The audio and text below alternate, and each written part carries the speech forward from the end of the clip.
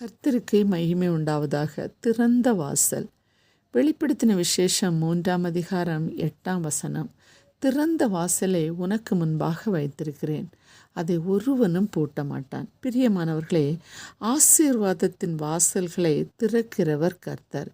எனவேதான் பிலதெல்பியா சபையின் தூதனுக்கு எழுத வேண்டியது என்னவெனில், பரிசுத்தம் உள்ளவரும் சத்தியம் உள்ளவரும் தாவீதின் திறவுகோலை உடையவரும் ஒருவரும் பூட்டக்கூடாதபடிக்கு திறக்கிறவரும் ஒருவரும் திறக்கக்கூடாதபடிக்கு பூட்டுகிறவருமாய் இருக்கிறவர் சொல்லுகிறதாவது, உன் கிரியைகளை அறிந்திருக்கிறேன். உனக்கு கொஞ்சம் பலன் இருந்தும் நீ என் நாமத்தை மறுதலியாமல் என் வசனத்தை கை கொண்டபடியினாலே இதோ திறந்த வாசலை உனக்கு முன்பாக வைத்திருக்கிறேன், அதை ஒருவனும் பூட்ட மாட்டான் என்று கூறுகிறார்.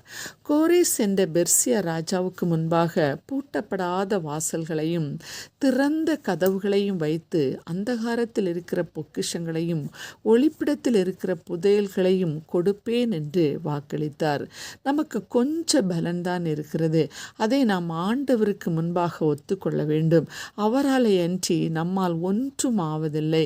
கர்த்தரை சார்ந்து அவரது பலத்தை சார்ந்து நின்றால் ஆண்டவர் நமக்கு ஆதரவாய் இருப்பார்.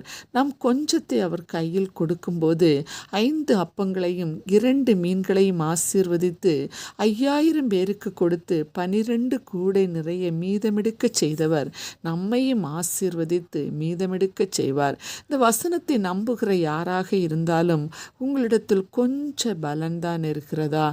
புத்தி, அறிவு, ஆஸ்தி, சம்பாத்தியம் எதுவாயினும் ஆண்டவர் கையில் கொடுக்கும்போது அவர் ஆசீர்வதிப்பார்.